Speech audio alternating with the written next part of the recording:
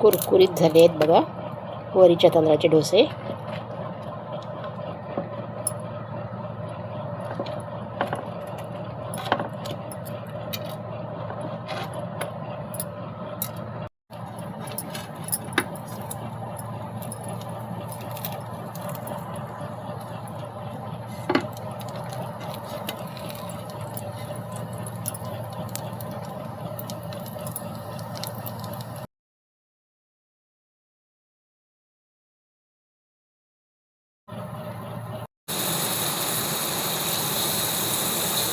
Hi hello नमस्कार. आज मी वरईपासूनची एक रेसिपी बनवते. त्यासाठी ही 1 वाटी भरून मी वरई घेतली आहे. वरई चांगली निवडून घेतली आहे साफ करून. उपवासाची रेसिपी बनवते आहे. हे मी मिक्सरचं एक भांडं घेतलं आहे. त्यामध्ये आता ही वरई दळून घेते, बारीक करून पीठ करून घेते.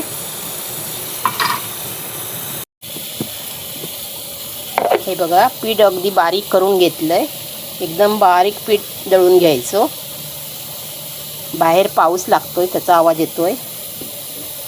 हे बघा एकदम बारीक करून घ्यायचं. एका भांड्यामध्ये पीठ काढून घेते. पाणी घालते, लागेल तसं पाणी घालते.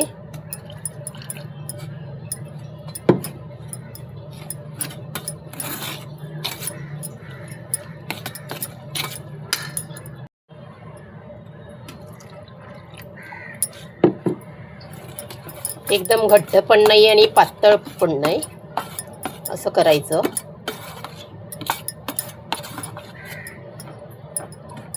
उपवासाचे डोसे बनवते, घावणे.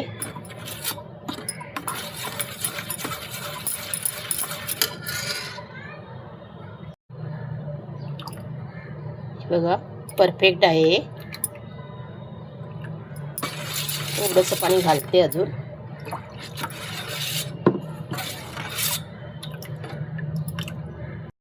मीठ घालते. आता हे बॅटर 10 मिनिटासाठी ठेवून देते बाजूला. तवा गरम झालाय, त्यावर थोडंसं तूप घालून घेते. तूप किंवा तेल घाला.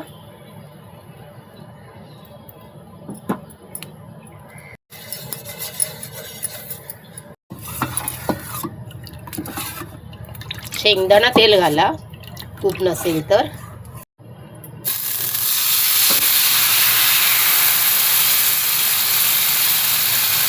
मिरच्या घालून घेतलाय बघा.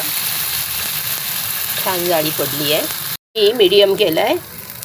सुरुवातीला गॅस मोठा ठेवायचा, नंतर बारीक मीडियम करायचा. त्या चटणीसाठी खोबरं घेतलं आहे. ह्या मिरच्या घेतल्या आहेत 5-6. मीठ, जिरे आणि अर्ध लिंबू घेतलं आहे. आता याची मी चटणी वाटून घेते.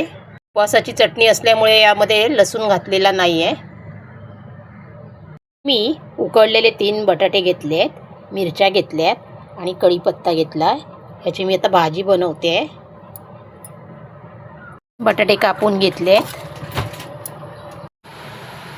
कढई ठेवली आहे गरम करायला. त्यामध्ये शेंगतेल घालून घेतलं. तेल गरम झालंय. आता त्यामध्ये जिरे टाकून घेते चमचाभर. मिरच्या, कढीपत्ता, बटाटे घालते.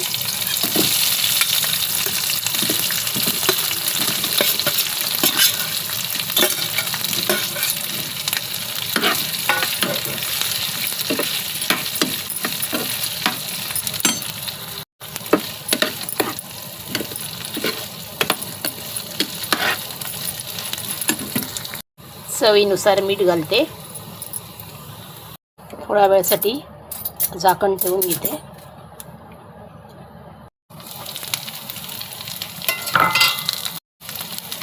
खोबरं घालून घेते. ओलं खोबरं किंवा शेंगदाण्याचा कूट पण चालेल, उपवासाला चालतो.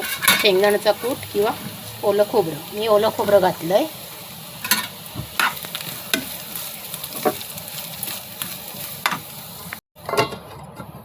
बारीक गॅसवर 2 मिनिट ठेवते आणि नंतर गॅस बंद करते. एकदम पातळ आणि छान झालं आहे बघा.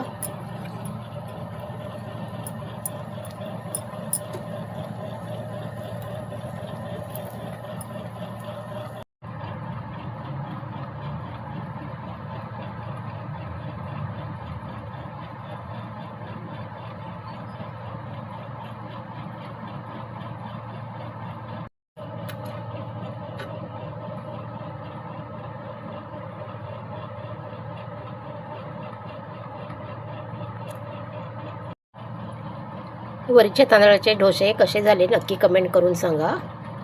यामध्ये फक्त वरी वापरली आहे, बाकी साबुदाणा वगैरे काही वापरलेलं नाही आहे.